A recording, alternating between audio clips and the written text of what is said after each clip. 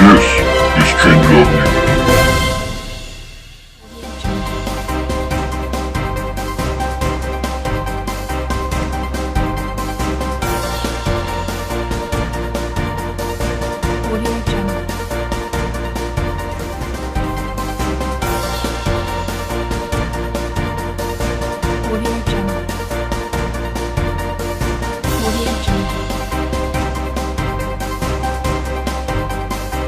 Good morning and welcome to Strangelove News. My name is Bolanle Adekunle, and today we will be reporting to you women, power, politics and the media, focusing on three distinct areas which are political participation, economic decision making and power over economic resources.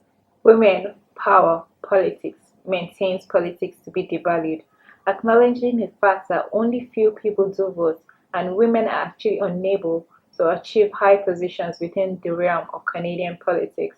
According to Sylvia Bashevkin, Canadians have profound unease with women in positions of political authorities, what she calls women plus power equals to discomfort equation.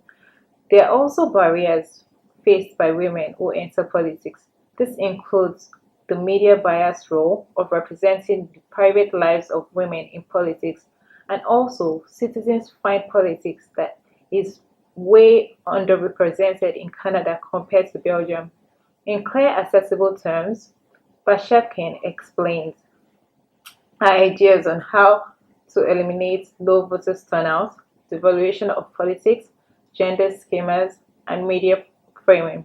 She outlines some compelling solutions to address the stalemate facing women in Canadian politics, which are contesting media portrayals, changing the rule of the game, improving legislative quotas, electoral reform, and movement renewals.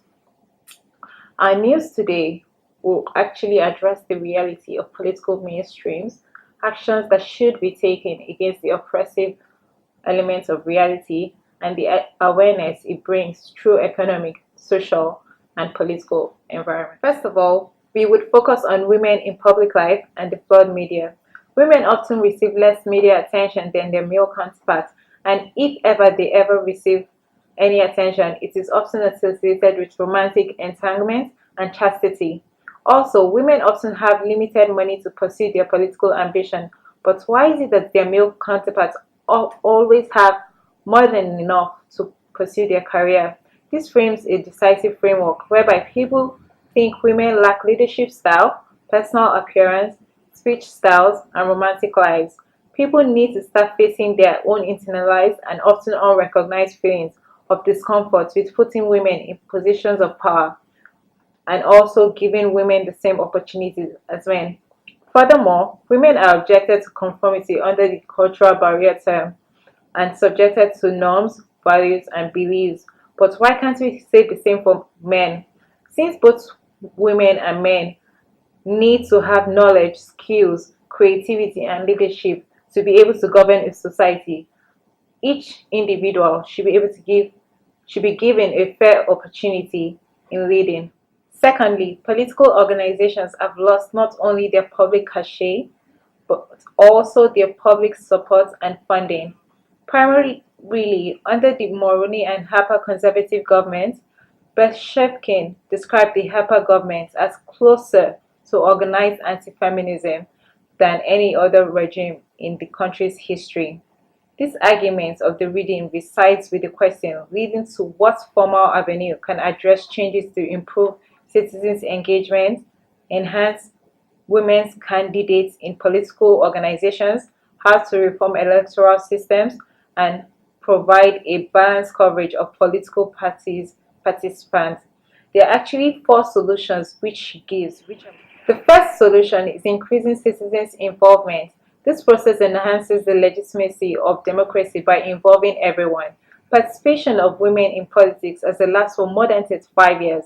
Marginalization is no doubt a recurring phase women encounter when it comes to political actions. The next step would be to establish the first past the role in hope of increasing voters' turnout and electing more women into politics. Bashevkin makes note that women's absence in political life will only entail weakness, promote cultural perception, And lastly, will not undermine stereotypes. This has to change. Proportional representation is an intriguing proposal which is more likely to increase women's participation. Subsequently, voters' turnout is at declination in Canada. Participation is very crucial to both political and democratic life. It should be as important as filing taxes, and because it is an individual's responsibility. Voting is mandatory in countries like Australia and Belgium. Thereby, Canada should be adopting a system like this. A mandatory mechanism in the provincial, local, and federal level would lead to higher voters' turnout. Mandatory voting would bring Canadians closer to sine qua non of a model polity. It would also have an educational effect by teaching citizens about parties, candidates, elections, and issues regarding elections. The second solution proposed by Bashevkin is diversifying leadership. This is an efficient way of improving an economy and causes grants. This has also proven to legitimize the elected in democratic terms. Legislative quota is a way of increasing women's number in politics by placing a minimum percentage of women candidates in parties. According to Bashevkin, legislative quotas require parties to nominate fixed proportions of candidates, sexual minorities, Aboriginal, ethnocultural minorities, and women. Online campaigns such as Getting to the Gate provide an equal voice opportunity and multi-partisan growth, seeking to elect more women into the political arena. Also, working smarter and harder serve as a guide to constitutional, geographical, and gender quota. Rwanda is a country that adopts this system and it has proven to be efficient. Gender quotas have also proven to be more effective than constitutional quotas. For the fourth and final solution, I shall be handing over to my colleague at the Parliament Hill. Thank you, Bola. For the fourth and final solution, Bashevsky has encouraged people to challenge the media. She claims that if the media portrays negative opinions or biased opinions, formal and informal strategies are in place to take these opinions down. She says these democratic reforms are in place to perpetuate existing stereotypes and to take down weak journalism. In a recent study conducted about representation of women in Canada, we found that 52% of the Canadian population are women, but just over 50% are in the paid workforce.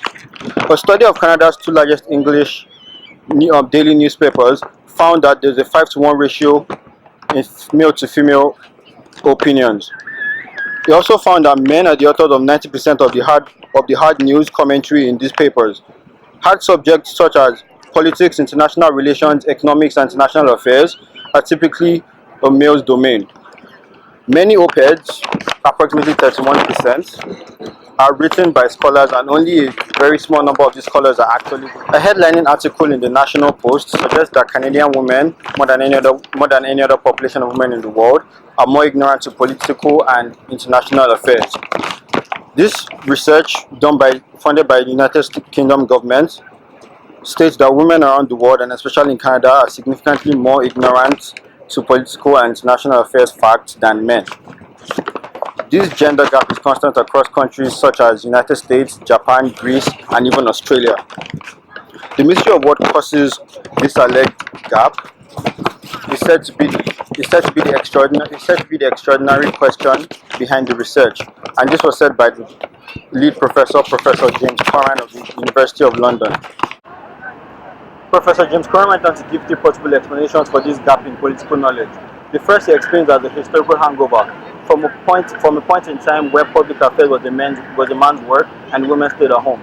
The second, he says that women tend to be more busy than men and often don't have time to catch up on public affairs and politics. The third and final point he makes is that men tend to be more prominent in political affairs than women and often discourage women from taking part in politics as a whole. From a very hot Parliament Hill, I'm marking Ladipo-Ajayi for Strangelove News. Conclusively, the traditional view of women rejects the idea that femaleness and political power can coexist. This traditional view of what constitutes leadership should be rejected or undermined. As Bashevkin says, people must face their own internalized and often unrecognized feelings of discomfort with putting women in positions of power. And that's all for today.